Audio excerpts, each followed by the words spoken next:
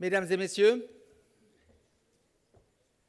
chers membres, chers entrepreneurs, chers amis de la Chambre, chers amis de la Banque cantonale, bienvenue au 16e événement économique de la Banque cantonale de Genève et de la Chambre de commerce. Les défis des entreprises face à l'économie 4.0. Le sujet est de taille, c'est pourquoi nous avons voulu lui consacrer un événement économique complet dans un format élargi, puisque vous l'aurez noté qu'il y a cette année 2 tables rondes et une conférencière.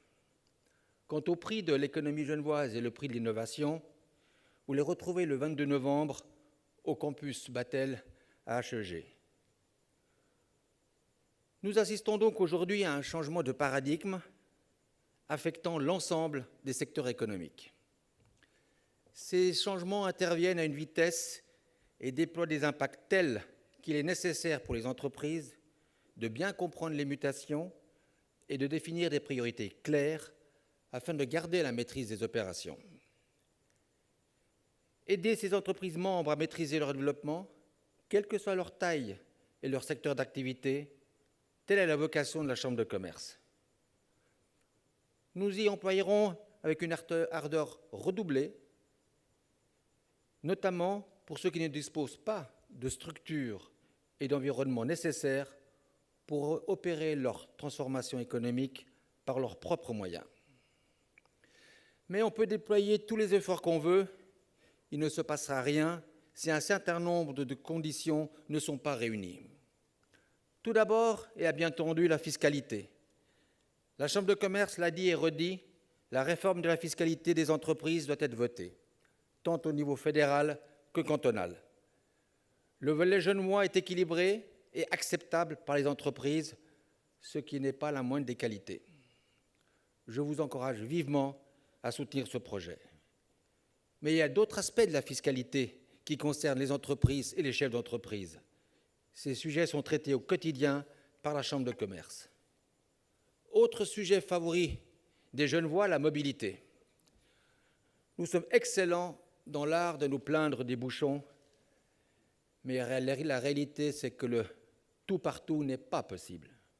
Des choix doivent être opérés pour répondre le plus efficacement possible aux besoins de la population et surtout des entreprises.